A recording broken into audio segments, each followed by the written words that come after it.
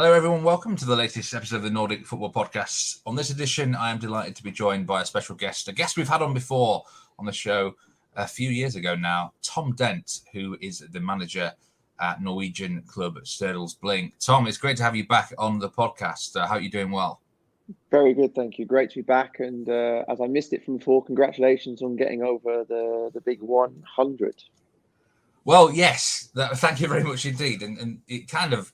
I was re-listening to the episode that you were previously on. It was an Eliteserien season preview back in our second season. It was around about sort of episode number 20, I think, of our list. So for those who would like to go and have a listen back, then do check back on it. But, a lot has changed since then. Back then, of course, Tom was part of the Bodø Glimt coaching staff. They just got promoted. He actually gave us 2 or 3 interesting youngsters to watch out for who are worth a fair few million quid now. Let's just say that. But Tom, now you are manager at a club called Stjørdals-Blink in Norway, second division level. How did this come about then, Tom? As always, there's a long version and a short version, so I'll go for the short version. I was actually here before I joined Glimt in 2016. I was assistant manager at the time. The manager was a guy called Gary Hogan, who was a former player in the Eliteserien in the first division. And I got asked to join him as assistant. I was known to be, it was a classic British managerial duo where I was assistant and led a lot of trainings on the pitch. And Gary was the big boss who picked the team and did the kind of other side of it, shall we say. We went on a fantastic cup run. We beat Molde in the 3rd round. We played Sarpsborg in the 4th round away, unfortunately lost. But I sort of learned and found out that I wasn't ready for senior football, which is when I was very pleased then to go and work with Glimt. The club then went down, unfortunately, but then came back up. And last year, the manager decided that he wanted to take a new role, working in football full time. So he's currently the head of academy at Rosenborg. And it was one of those where I'd been at Glimt for 4 years. I'd sort of progressed through the ranks. I was 16s coach, then 19s coach, then sort of lead phase for the 16 to 19s. So I was sort of thinking what the next step would be. And I kind of threw my hat in the ring, not really thinking I had a chance for a club like Blink, who are in the 2nd level of Norwegian football. And as someone that isn't that local and yeah, there's a lot of reasons not to hire me. But I went through the interview process and was obviously very delighted then when they chose me. So I was announced in October last year. The club then went on a massive, should we say, losing run where I think they won 1 of the last 10 games and just about survived. And I started here beginning of January and I've been here ever since. Yeah, it was one of those. I remember you were appointed. It was announced in the autumn last year, and then what was it like watching on? Because this was you didn't know what division you were actually going to be managing in, because they had to go through an OBOS Ligaen relegation playoff match against a team called Asker. Came through it fairly comfortably, I must add. But was that a bit sort of nervous for you watching on? Yes and no, because I knew that regardless of what happened, I was going to be working at a level higher than I currently was. And I knew that the start point from the club was an exciting project nonetheless. And they've moved into a new stadium at the beginning of 2020. And they've taken sort of ginormous steps in quite a small space of time. So I knew that the plan and the possibilities with the club was going to be big regardless of which division they played in. I, of course, am human, however, so I want to coach at the highest level possible. So to be able to coach a team at this level compared to 2nd division, of course, has a lot more pleasure and a lot more sort of motivation to do. So it was a strange period. They changed the coach with 2 games to go. So one of my assistants now took over the team for the last 2 OBOS games and those 2 playoff games, and he was very good to involve me in the process. So it was him who led the training. It was him who picked the team, but he liked to discuss sort of how he was thinking of approaching the game and areas to think about. So it was good to sort of be able to get involved with that, even just a little bit, because it allowed me to see the players and see how they responded to some of the ideas that I had. Although all credit should go to Snorre, because he did an excellent job in those 4 games he took over. So it was not comfortable, but it was nice when it all paid off. So Stjørdals-Blink, they are a club located in the Trondheim region of Norway.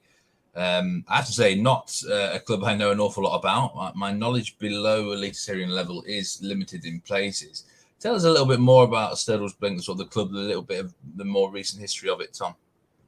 Well, Stjørdal is, as you said, placed directly next to the airport for Trondheim. It's about 25 minutes north of Trondheim, the city.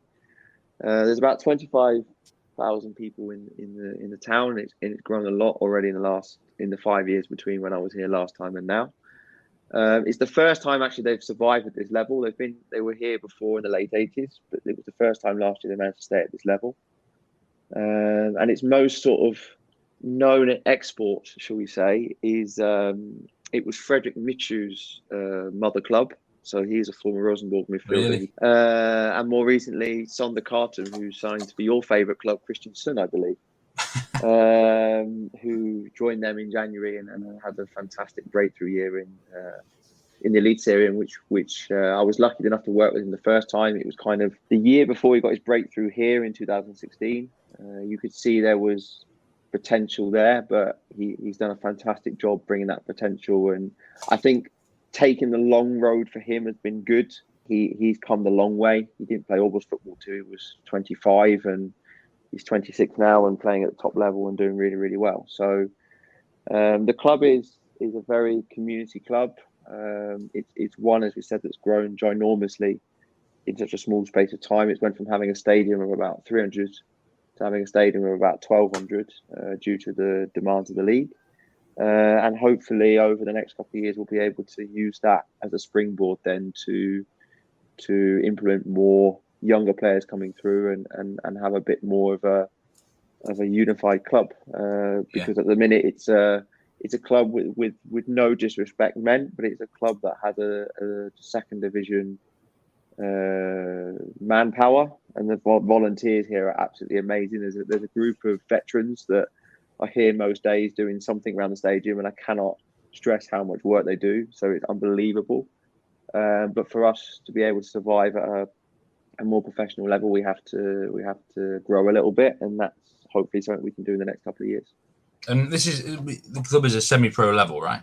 Yeah. So we have when you talk about FA Cup games where you play against plumbers and carpenters and roof tilers, we have teachers and one carpenter actually, and students and people that work alongside. There's nobody, including myself, who is full-time professional in the club. So it is a proper sort of semi-professional level, and they are excellent in that in terms of managing both sides, because it is very demanding in almost to play as a semi-professional. And as I'm sure we'll touch on later, when you're playing teams like Ålesund and Start, who are full-time professional with Eliteserien experience, it is a whole different world compared to what those teams then get when they come and visit us. So, 30-year-old English coach, Tom is. I think if I do remember correctly, you're a Southampton fan, Tom. But, I am. For all my sins, I am. I thought as much, yes. So this is your first senior head coach role. So at the moment, we've had 19 rounds in the OBOS Ligaen. You started a bit rough. You've come back into some form, and it's so tight down there. Yes, you are in the playoff position right now, but one win and you're literally up to mid-table. It's kind of crazy stuff. But I mean, this is your first head coaching role, but you have been in the football coaching field for quite a long time. So what would you say you learned sort of from those previous roles that have helped you in this sort of first season of the head coach role? Well, one of the big advantages I had starting this role was I was here before, and I was here as an assistant. And it also meant that some of the players that were there in 2016 were still here 5 years later. So it meant I could lean on them a little bit, and I knew that I already had their trust which is really important as a new manager coming in, which made my sort of transition then from being a youth coach to a senior coach a bit easier this time. When I was here in 2016, I found it a lot more difficult to do that transition because I had no real experience of senior football, and you can't coach in the same way, and the demands put on from the players to you as a coach are different. With development, it's all about producing players and looking at the bigger picture. In senior football, no matter what people tell you, you are governed by the results you get on a game day, as well as if the development side along the way. So that was the first advantage. The second big advantage was I joined Bodø Glimt right at the start of their journey. So I signed for them at the end of 2016 when they were relegated from the Eliteserien the last time. I joined 2 months before Kjetil Knutsen joined, initially as assistant and now as a head coach. So I managed to see a lot of the steps that Glimt took from being a relative sized club to being the European giant, for want of a better phrase, they are at the minute. And culture was a big thing for that. Kjetil is a massive demander of culture, both in the group, in the club, everything. The phrase that was used a lot in Glimt was that the first team for Bodø Glimt took the rest of the club to a whole new level, which then means the rest of the club had to play catch up. And that was for the academy, that was for the administrative side, that was for marketing, that was for everything. It opened a new door that Glimt had to learn again very, very quickly. But culture was the massive thing that put behind that. So that was one of the first things I thought about before taking this role, and was one of the first things that we tried to identify and define, because I can talk football till the day goes on, but at the end of the day, if people don't want to do the things you want to do, then it doesn't matter. And for me, culture here, as I said, I had an advantage knowing what sort of culture I was coming into, but I had to adapt, and I had to learn, and I had to use what was already here to my advantage then. But at the end of the day, with all those things considered, nothing prepares you for being a manager.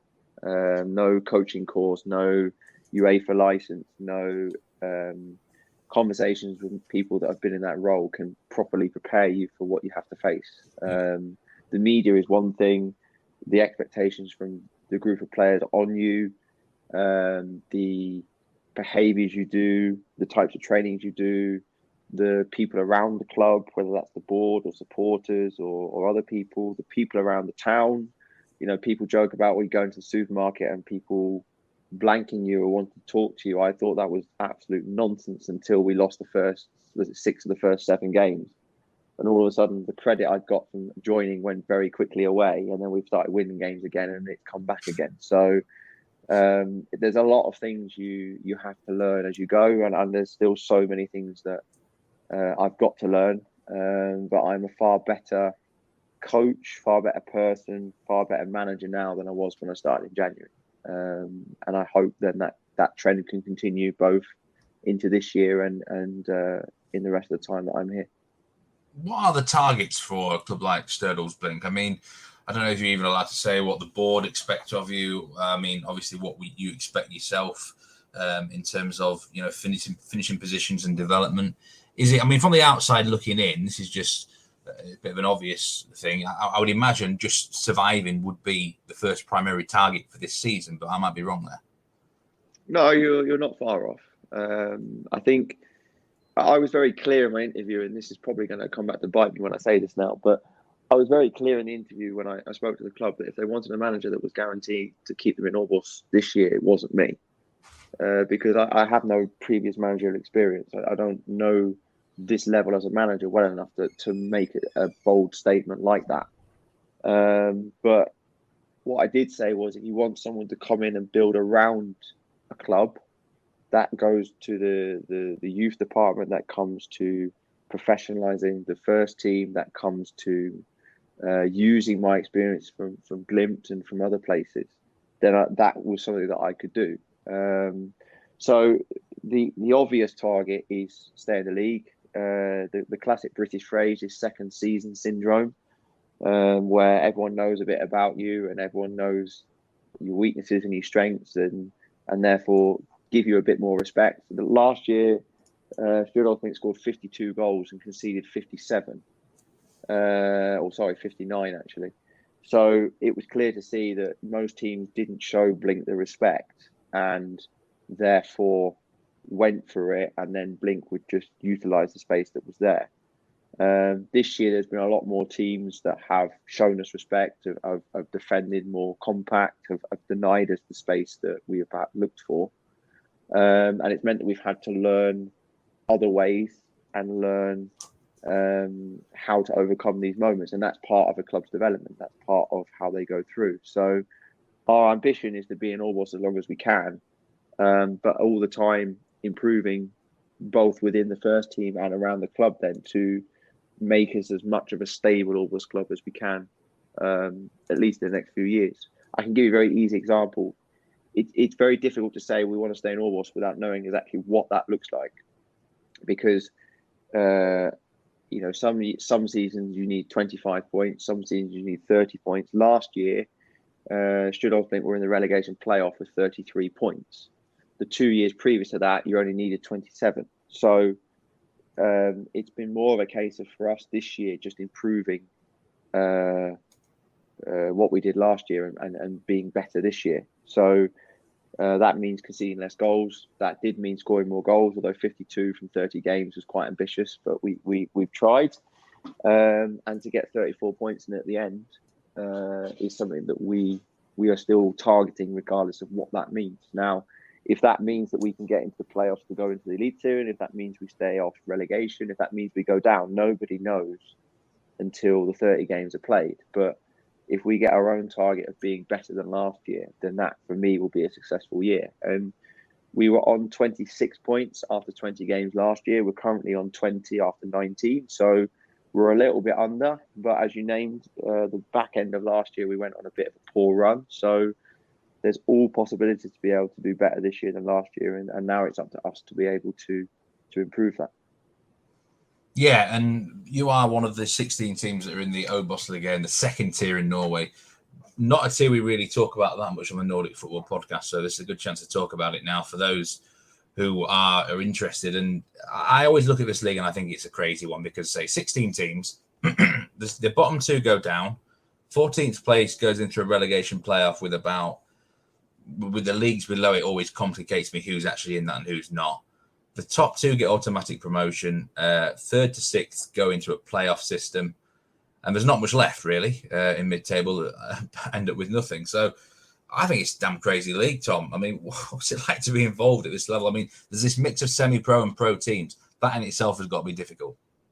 Yeah, I mean, I think the easiest comparison, not in terms of level, but in terms of setup, is what was known as the conference, where you have teams at the top who have played Football League, and you've got teams at the bottom who are used to playing semi-professional and are in that kind of middle ground.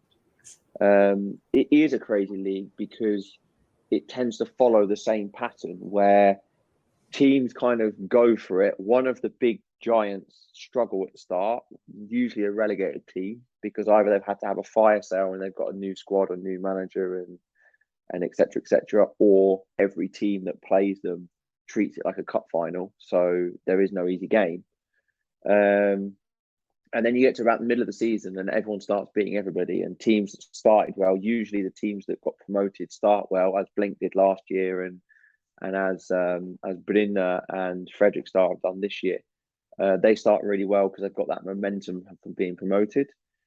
And then all hell breaks loose, basically. So we're in a stage now where I think we are 20th. We're on 20 points in 14th. Up to 8th place is 24 points, and everyone can beat everyone on their day in between that. So it's a really tough league to guess. It's a really tough league to understand what's going to happen. We predicted Yave to be somewhere near the bottom, and they're now second in the table. Grøru and Brinna started really well in the first 5 or 6 games, and now they're somewhere near the bottom. But it could all change again. HamKam, who are now top under the well-known manager Kjetil Rekdal, last year were dead bottom. and in 12 months they've gone from being dead bottom to being Eliteserien. I wouldn't even say candidates; I would say favourites now.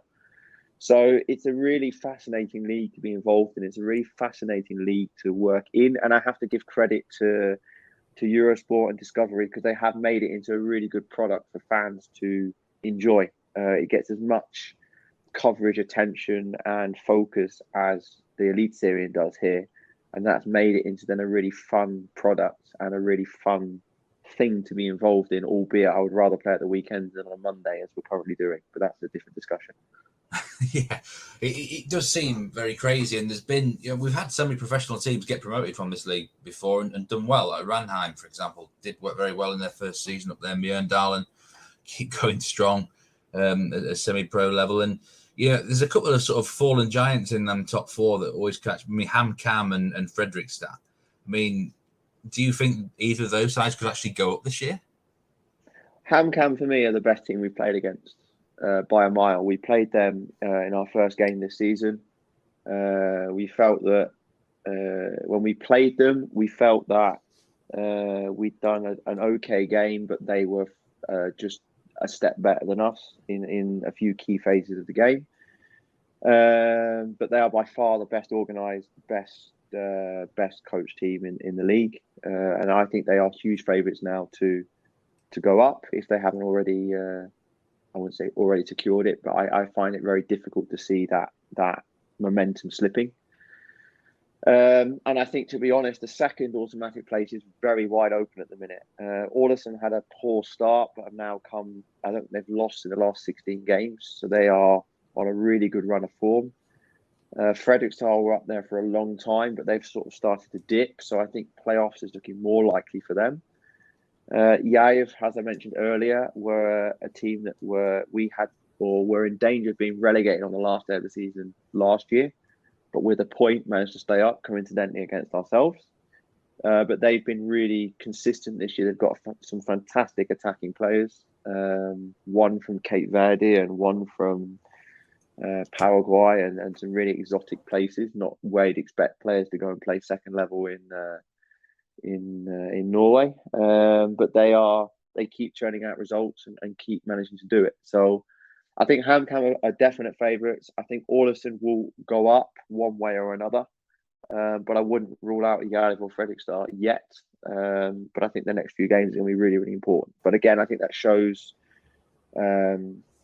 If you look back at I know you guys do a season prediction in Eliteserien. I guarantee you, if you look back at some of the experts from the OBOS Ligaen, there are none that have got it correct, because it is just such a bonkers league from year to year. Ranheim were due to be one of the favourites to go up, and they've struggled for half the season. So Sandnes the same.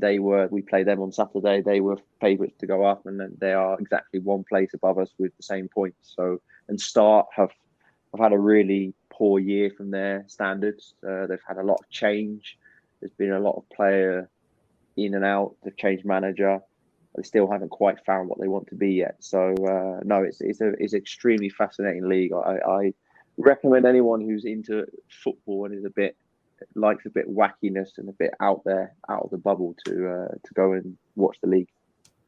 No, I don't think they need to worry. I think my predictions for Eliteserien every year are never quite right, because I always have Christiansen in the bottom 5 and they end up in the top 6. So, yeah, well, right. Let's talk tactics, Tom, because I've noticed an interesting sort of variation in your games here, statistically. You have the worst defensive record away from home. You conceded 27 goals, but you actually have the best defensive record at home out of anyone. I mean, I find that rather incredible. It might just be the way the fixtures have fallen. But in terms of tactics, according to Transfermarkt, you've worked a variation of 4-3-3 most games. That might be right, that might be wrong. Have you been changing your systems up home and away? Does it sort of, because you are sometimes playing professional sides, have you got to set up differently, or do you have your own style generally, philosophy throughout the whole season? No, I think part of it is how the fixtures have fallen. We've played a lot of the top teams away already. So we've played Ålesund away, we've played Start away, we've played HamKam away. We played Fredrikstad away. We played the Jerv away. So a lot of the top 6, top 7 teams have already played away. I would also say that some of it is naivety from me, because early on in the season, we tried to play, I would say we tried to play more attacking football. We focused more on how we could hurt opponents, whereas perhaps we should have been a bit more respectful of who we were playing. So I know that some of the results away have been poor, and that's, as I say, that's been part of my learning as well. And I think the home record is more just a case of teams don't like coming to us. We had a good home record last year. We've had a good home record this year. We have a good, honest crowd. As I say, we don't particularly have a massive stadium compared to some, but if you're used to playing in front of 5,000, 4,000 people every round, and you end up coming to a place that can only play with 400, 500 people every round, there is a difference. And, you know, it's a very, very nice stadium, but it is very compact and very small, and it's a little bit different for those bigger teams. So we've set up relatively similar the last 10 games, I would say, where we've probably had a bit more focus on being difficult to break down. I think we've defended excellently in the last few games, but it has come a little bit at a cost of what we've done with the ball, and that's something that we now we've got a foundation of how we can function in the league and how we can nullify opponents. Then it's up to us now to work on how we can hurt them as well. And I think that our goal difference will pay because of those earlier away results. But I think, as I say, if you look at the last, probably since the summer, we had a tough away game against Fredrikstad, in which I think was a result that reflected poorly on what actually happened in the game. We had the beginning of the second half. We could have scored 1 or 2 to equalise very easily. We then conceded a third after our right back went down with a hamstring injury, and then in the midst of us trying to reorganise that, we conceded a fourth as well. So some of it is unfortunate, some of it is just poor defending from us, and some of it's naivety from me. So we've been nothing short of entertaining. That's the best way of saying it. I mean, you do sort of look at some other managers worldwide and sort of maybe take any sort of inspiration from them, maybe from Kjetil at Bodø Glimt there as well, and sort of, you know, your own sort of personal football philosophies. Is that do you have that, and can you actually implement that at Stjørdals-Blink, or is that just not practical in the sort of the limitations, you know, being semi-pro in the league you're in? In preparation for this job, I spent most of last year, which began in the lockdown for COVID, but sort of extended through the year, of basically answering that question: how do I want a team managed by me to look? And I came up with something that was probably 84 pages of, I was going to say nonsense. It's not nonsense, but there's a lot of stuff to it. And what I found out was very quickly was it's impossible to give that 84-page document to every player in the squad and say, right, go and read that. We're going to have a test on it in 2 weeks' time, and the person that knows it the best is going to start in every game. You've got to have that as your ideal, and then you have to adapt to what tools you have and how to progress that then over time. So I turned my 84-page document into 4 sentences. One on how we attack, one on how we defend, and one how we transition in both directions. Now, that wasn't to oversimplify it, but it was more to, again, give a foundation of how we are going to look across those 4 phases. That's something then that served us really well, because it allowed us then to implement sort of principles of how we want to look. So simple things about, we talk about defending, we say that we want to control where opponents can go. So that doesn't mean that we're going to necessarily press high or sit low or defend wide or defend centrally. What it means is that if we know an opponent has a particular area that they want to go in, we're going to stop them going in there. And likewise, if we know they have a particular area that they don't want to go in, then we're going to try and put the ball in there. So it's simple things like that. In terms of inspiration from outside of my bubble, I think one of the first sort of eureka moments I had was Pep Guardiola years ago. Now, there's a lot of people that have talked about tiki-taka and rondos and everything like that. What I actually took from him was how he deconstructed the way a team would play, and took away the classic kind of, okay, fullback, think Gary Neville overlapping from the right winger, cutting in and overlapping in and going in and producing the cross. Before, it was very much a case of players were very fixed in their roles based on the position they played, whereas Pep kind of got rid of all of that and took positions to basically mean numbers. So building up with a back three, whether that was the fullback and two central defenders, or building up with a back two, or having fullbacks playing inside to stop the counter but keeping the wingers wide, or vice versa, depending on who they're playing against.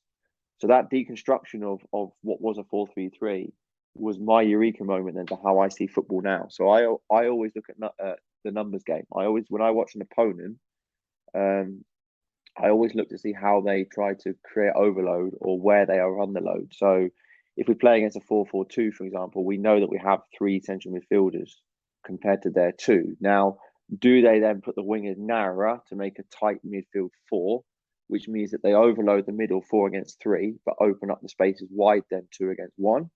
Or do they keep the wingers wider then, which allow us to play centrally 3 against 2? Just as an easy example. So that was sort of top level football tactics, if we say it like that. I love the way Jurgen Klopp is with his players. I don't necessarily think his touchline manner is always the best, but I love the genuine ability to care for every player in his squad, for the ability to see them as people, to connect with them emotionally as well as football players, and be able to use that passion in a positive way.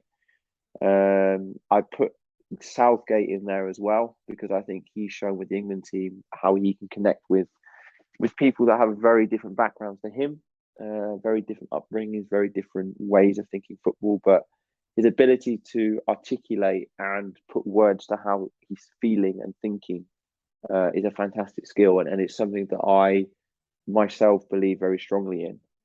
We talked a lot about, obviously, 84 pages of football, but the first page of it is basically about the human, the person. And we talked earlier about culture and how important that is. So those sort of unsung things are things that I've taken a lot from managers from there. And then you have Shettle, of course. I can't not name him, because his ability to set so high demands of players, no matter the level they've come from, is exactly why Bodø Glimt are where they are, and exactly why players like Fredrik Bjørkan, Patrick Berg, Ulrik Soltnes, Jens Petter Hauge, Håkon Evjen, I could go on, have managed to take the steps they have, because people always knew that they had the talent to be good, but Shettle managed to get them to understand that it requires more than them just being good, that they need to work incredibly hard, they have to buy into the group, and they have to be vulnerable in what they think and expose themselves for the group.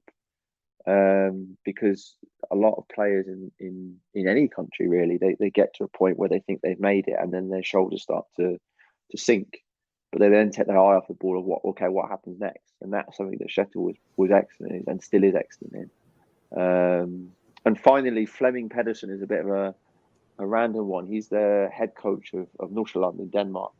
Now, I haven't actually met him or seen too much of him, but I look from the outside in, and I think for someone to lead what is practically an under-21 team in the top level of Danish football, produce as many players as they do on a consistent basis, and play them at such a young age. There's a Norwegian player there, Andreas Schjelderup, who was at Glimt before in their academy. He's 17, just turned 17. He's already played nearly 30 games in the top level of Denmark and played very, very well. So to have that confidence and ability to connect with players that young and still be able to get results and still be able to play football in a way that's pleasing on the eye and offensive and that people can relate to, I think is a fantastic quality to have. So quite a few different influences for me, but if I can achieve half of what those guys have done, then I'll be doing well in my life. Great answers. Absolutely fascinating to hear that, Tom, I must say. there was going to be like a couple of follow-up questions, but you've already answered them with that great answer there. So I just want to talk to you now about the mental health subject, which I know is a topic sort of close to you, and resulted in you doing a 100-mile charity run this summer. This certainly caught my eye a bit on your Twitter, on your Instagram. I mean, first of all, how is the knee? Because it's that's a bit of a rough thing to do. But this was a special thing that you undertook for the Mind charity. This was just 6 weeks ago, I do believe. Just tell us a little bit more about that. Yeah, so as you said earlier in the podcast, I'm 30. I turned 30 this year, and I've always had sort of, I don't know why. My brother thinks I'm sick in the head, but that's a different discussion. But I've always had this feeling that when I have a big birthday, I have to do something a bit out there. So when I was 21, I climbed up Kilimanjaro with my mum and my dad, just because I saw Kilimanjaro and thought how cool it'd be to be on the top of that, and then decided to do it. But this time I wanted to do something that I had to train for, that I had to use time to work towards, but also to really push the boundaries physically and mentally to replicate then what cause I wanted to do it for. Now, my story, to just give a brief background of that, is that I've been in Norway now nearly 9 years, and I left England for Norway when I was 21. I just graduated from university, and I'd sort of met some great people on a study trip, and been offered the job as a youth coach and as a goalkeeper coach in a club called Follow, which is down in about 20 minutes south of Oslo. And I basically dropped everything and went there. I didn't really think about like the change of culture, change of life, change of anything. I just went there, and I basically worked 14, 15 hours a day, and then I would come home and have this feeling that I have to see as much football as I can. I have to learn as much as I can. So I throw myself into books. I'd watch games from Serie A and Bundesliga and La Liga and Ligaen and all levels to basically try and get as much footballing knowledge as I could, because that's what I wanted to do. And I did that for quite a long time. And to put it honestly, I got tired. I had a spell in 2016 when I was last here, when I really struggled with the results side of the game, because I felt that performances for the team were good. We were creating chances. A lot of things that we'd asked them as a coaching staff to do, they did. But we were losing games. And I had like any young player, I compare always a young player to a young coach, that they have no references to fall back on. So they don't know why things are happening like they are. And that put me in a little bit of a dark place, which then led to me leaving and taking what I call a step back and working in development football to basically be in the shadows and have focus away from the result and focus more on producing players. But it all came to a head kind of in 2019. I had my first Christmas away from my family, which was planned. I have a now fiance who is amazing, and we'd sort of decided that we were going to have Christmas every other year in each country, and this was my turn to have it in Norway, and I was looking forward to it, but I was also very nervous about how it was going to be, because Christmas historically, in the time I've been in Norway, has always been a time I've been able to go home to see family, to see my grandparents, to see friends, and just sort of leave my Norwegian life to one side. So I basically spent the whole Christmas break doing everything other than relaxing. So I would do courses, I would read books, I went back to my old ways, basically. And I hit a wall in March of last year where basically I couldn't handle everything. I couldn't handle work, I couldn't handle life outside of work, I couldn't handle being away from home. This was just before COVID started, so I can't blame COVID, but that obviously accelerated a few things. And so I had 2 weeks of basically where I was on my own. I basically had to push everything to one side. I had to take 2 weeks off work. I had to take 2 weeks away from my now fiance. And I just basically had to sort my head out. And I had to work out what I actually wanted to do and what I was going to have to balance it with. Because to think football 24 hours was just too much. And it was too demanding and too craving. And it was something that was by far not sustainable. I had some work then with a mental coach who was amazing and managed to connect some dots in my head and manage to systematically put things in a way that allowed me to think forwards and accept that actually if I go home after a long day at work, I don't have to watch a game on TV. I don't have to read a book. I can put everything to one side and focus on other things.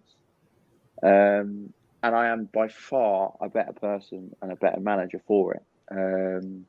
Because I've learned that there is more to life than being a manager and football. And, as I said, I have an amazing fiance who, we do loads of things outside now. We go walking, we watch rubbish TV like most couples do. We do lots of things like that. But I'm a better manager. I could never have sat in this chair now and be a manager as I am now if I hadn't have gone through that, because at some point it would have been worse, I think. So I basically then wanted to raise money and use that experience to the better good, to raise awareness and to speak openly about it and to show that you can come out the other side. And my challenges mentally were not anything to do with people. People have a lot worse ones than I have. But what I'm proud of myself is that I was able to speak out about it and get the help I needed. And I stand here, as I say, in a much better position than I did. I would say, I mean, you say that you come out and you've spoke out about it. Probably not enough people do in all forms of life with mental health, but especially in the sports sector. Do you think this is still an issue, that it's still a bit of almost a taboo sort of thing? I mean, I go back to over here in England with the cricketer Ben Stokes, for example. He's currently, he's come out there. He's on having a mental break away from the game. And do you think, certainly in the sports field, especially with social media now as well being rampant, and if say you have a bad performance and they're on social media, and players can get really abused badly, is the mental health issue a really serious thing now that has to be way more out in the open? I know things are definitely improving in that way, but does it need to become even more out in the open, do you think? I think more education has to be given to try and prevent the challenges that come with mental health. And what I mean by that in sports is exactly as you named, that people have to be educated on what the harm to social media can be. And that can be to both yourself, but also to those that you deliver abuse to. I believe that there is a by far bigger awareness and acceptance of it now, which is really, really pleasing. I do genuinely believe now people can speak out about it and people understand. And I think that is a massive step forward. I also think that what started to happen a bit in Norway now is that players have started talking about it here as well, and clubs have a better overview of player welfare. So it's all good when people from Ben Stokes, top level of cricket, and Naomi Osaka, the tennis player, talked about it openly. People that are right at the top of the game talk about it. But I also think it's important that the normal person talks about it, because you have to be able to relate to then what people are going through. So people struggle with mental health for different reasons. That might be an event that's happened in their life. It might be pressure from work, or pressure from social media, or bullying, or there are so many reasons why people struggle with mental health. And I think the more people talk about it, the more people share the experiences they went through and how they overcame it. There then is when you can really make a break forward. And I think for someone like Ben Stokes now, obviously, I think a lot of it is around his father, and the pressures of losing someone in your family. That opens doors then for people who have been in the same position to come out openly and talk about it. So it is something that, as I say, it's a big part of the way I coach now. Before I react now to people, if I feel that they're out of character, the first question I'll normally ask now, are you okay? And it's amazing actually how a simple question can lead to a very in-depth conversation and a very in-depth discussion, because players then feel seen. And I've been very open with the team here and the club about not just what I've been through, but how I'm feeling at the time. And for someone young and new in the role and going through a lot of things, that they are, you are exposed. I get a microphone put in my face after every game and before every game about what I think about today's game, and that's difficult to manage when you haven't been in that position before. And sometimes I have to say to the players, look, I'm going to take a step back in today's session. I'm here, but my assistants are going to run it a little bit more, and I'm just going to be, watching and observing and having a little quiet word in people's ears. Not because I don't care, because that's quite the opposite. And likewise, not because I want to hide, because I don't. I make a very conscious effort to stand forward, but it's more just to allow the players to see that it's okay to be honest. It's okay to step forward and say, I don't feel right today, instead of trying to show a bravado that has been historically there when people have not quite felt at the best level they can be. Yeah, and say well done to doing this 160 kilometer, 100-mile challenge. I'm on your Just Giving page now. I don't know if it's still possible to actually donate to your page specifically. It may well be. You raised nearly £1,500 for this. I will put a link in the episode description about this. And the Mind charity, I know quite a few Twitch Football Manager streamers. They did a 24-hour session where they passed on a save every 2 hours for this charity. It's a very, very good cause indeed. So I would say absolutely hats off to you, Tom, for doing this challenge and putting it out there. Thank you. I'll just say on record now that I am never doing 100 miles running again. I know people talked about getting a taste for ultramarathons. I can tell you with categoric confidence that I don't want to ever do it again. It was a brilliant thing to do. You asked me how my knee is. My knee is fine, but I finished it on the, I think, 7th of August. I have done 2 training sessions since then, just because I am still not fully recovered. No, it was a brilliant challenge. I have to give credit to my friend Beth, who I did it with as well. She ran it for the Royal British Legion. And she unfortunately got a knee injury a couple of weeks before we were supposed to do it. So she ended up having to do it slightly differently.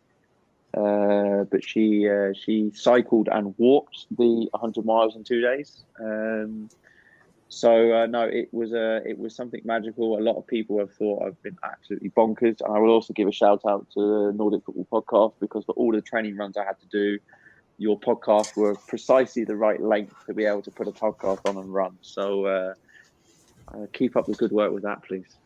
Well, thanks very much, Tom. And before we sign off, I suppose we've got to sort of ask you about, the future for Tom Dent. And the last time we had a manager on who was linked with an OBOS Ligaen club, within a few weeks, he was actually managing in the Eliteserien, Erik Schoner. That Rosenborg job often becomes available, doesn't it? Sort of the future for you. I mean, you seem in a really good place there a minute for Stjørdals-Blink, but I mean, really long term here. I mean, would you be sort of thinking about maybe coming back to the UK one day as an ambition, things like that?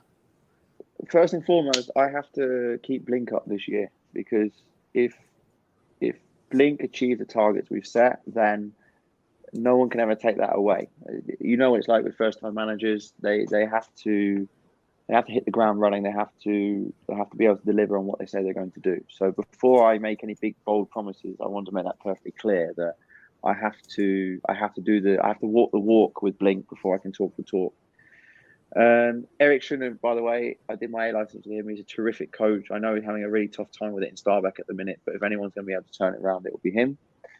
But my sort of long-term ambitions is to basically keep working in senior football. I'm openly speaking, I enjoy being a manager, but whether I can be a manager for the next 40 years is a different discussion. But I do want to be part of the coaching staff. I do want to work at the top level. I do want to work in another country than just Norway. I've always been fascinated by Sweden. I visited Ian Birchnell when he was in Ottersunds, and I know obviously that Rafa's been on it recently, and I met him as well.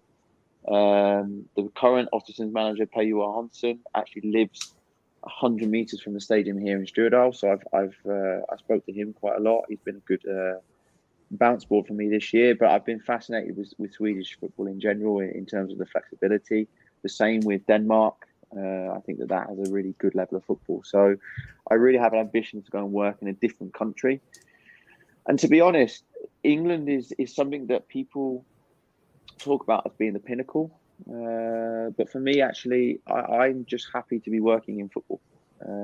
So long as I have something that I feel I can genuinely contribute to, and something that I can work at the highest level possible for that, then I'm a happy person. I would like to go back to Glimt. I have to say that because my fiance is from around there, and I have a lot of really good people in the club, and it does have a bit of a place in my heart. So if the opportunity ever came to come back at Glimt in a particular role, it's something that I would strongly consider. And I would really like to work in, as I say, top level, whether that's Eliteserien or Superliga or Allsvenskan. I would really like to take that step there. But I've got a bit of work to do before that. I've got a lot to learn. I've got a lot to get wrong and make mistakes and learn from. And at the moment, Stjørdals-Blink is a brilliant place for that to happen. Yeah. Just before we go, give us 2 or 3 names to look out for in your squad. I can't believe I've not even talked about any of your players actually in this interview yet. But say you are going to achieve your targets of staying up or better, give us 2 or 3 names to look out for who can make a real impact for you. Well, Mats Lillebo is the obvious one. He's our main number 9. He scored 16 goals in OBOS Ligaen last year, which is not bad considering he's a carpenter by day. He scored 7 in 14 this year so far. He's had a few more injury problems this year, but he's a really, really important brick in this team. And then, to be honest, there's a few interesting players for different reasons within the squad. After that, we have Rune Hauger, who is the younger brother of Jens Petter Hauger on loan, who has all the tools in his box to explode, but he's a different player to Jens Petter. He's a bit more powerful and pacey than Jens Petter was. And then we have a midfielder called Fredrik Vinja, who has been injured for many, many years, but he's come in as a central midfielder since the summer and done really, really well.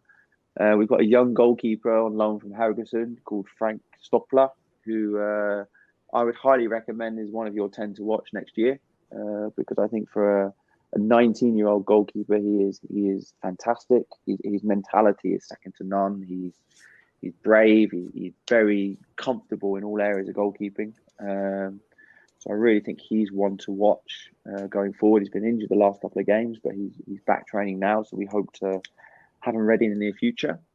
And finally, a wild card, if you want to call it that. We have a midfielder called Kjetil Tussa, who was with Kristiansund last year. He is a very small technical midfielder, but he's been something a bit special this year. As has Joachim Olofsson, but he's a bit more of a live wire, shall we say? So no, we've got some good individual players in our squad, and there are a few that can very much be the next Sander Carterman, take the level higher up in the next couple of years. Yeah, I noticed you've got Alexander Fusnes in the squad. He looks like he was a very good signing for you. I mean, this is a guy that's had nearly 60 appearances in the Eliteserien in recent years. If that's the sort of signing you get in there at Stjørdals-Blink, I would say that seems very encouraging for the club. Fusnes has been very unfortunate with injury this year. He's played a lot of games, but I don't think he's played many games at 100%. He was outstanding when he first joined us in the winter, before he got his first injury. But he is a terrific, what I would call, culture bearer in the group.